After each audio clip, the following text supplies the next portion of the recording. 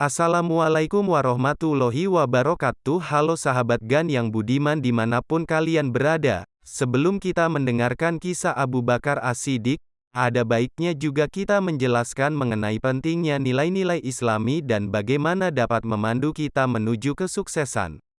Jadi, nilai-nilai Islami sangat penting dan dapat memandu kita menuju kesuksesan dalam kehidupan dan akhirat. Dengan mengadopsi nilai-nilai seperti kejujuran, kesabaran, ketekunan, kasih sayang, dan saling membantu, kita dapat menjadi individu yang lebih baik secara moral dan spiritual serta dapat mencapai kesuksesan yang berarti dalam hidup kita. Nilai-nilai ini juga membantu kita berperilaku yang baik dan menjaga hubungan yang sehat dengan orang lain.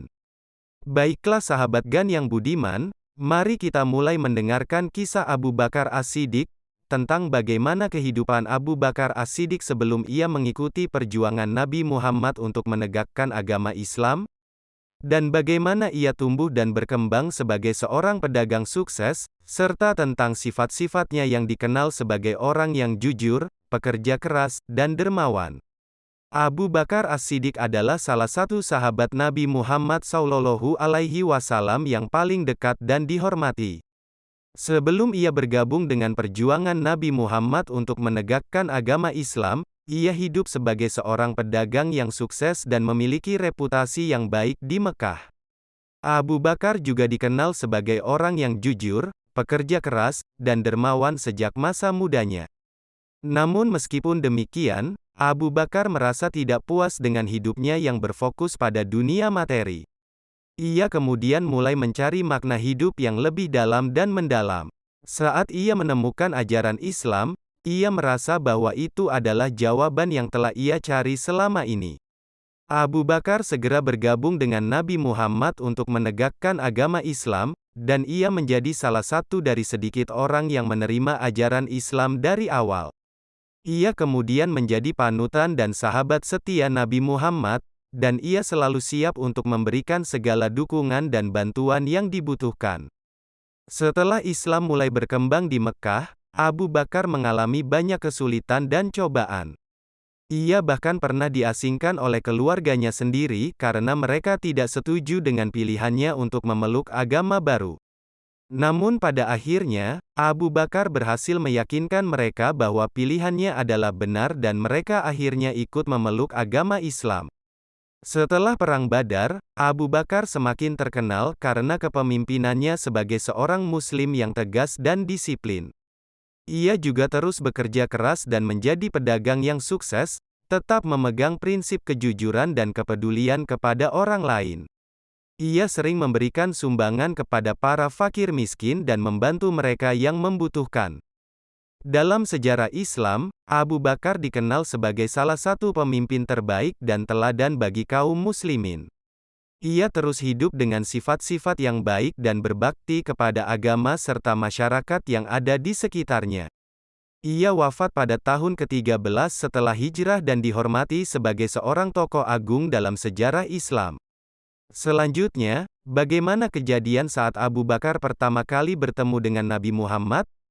Bagaimana ceritanya tentang ketidakpercayaannya terhadap wahyu pertama dari Allah, serta bagaimana Nabi Muhammad membuktikan kebenaran wahyu tersebut dan membuat Abu Bakar termotivasi untuk menjadi seorang pembela Islam. Pada awalnya, Abu Bakar adalah seorang teman dekat dari Nabi Muhammad sebelum ia menjadi nabi.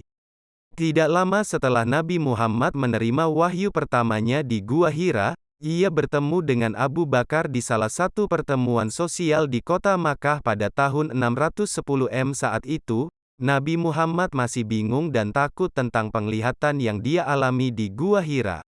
Nabi Muhammad kemudian menceritakan penglihatannya secara rinci kepada Abu Bakar dan mengatakan bahwa ia telah menerima wahyu dari Allah SWT.